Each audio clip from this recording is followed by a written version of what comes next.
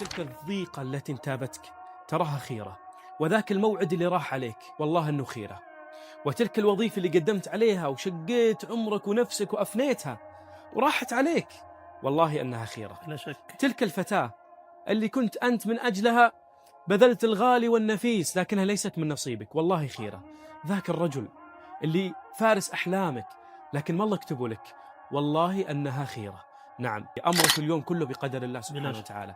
لو اجتمع إنس الأرض وجنهم على أن ينفعوك لن ينفعوك إلا بشيء قد كتبه الله لك. الله أكبر. ولو اجتمع إنس الأرض وجنهم على أن يضروك لن يضروك إلا بشيء قد كتبه الله عليك.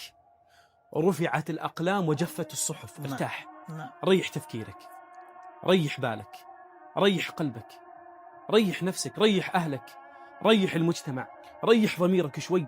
رفعت الأقلام، رفعت الأقلام وجفت الصحف. كتبت عند الله. انتهى الموضوع. هد على نفسك،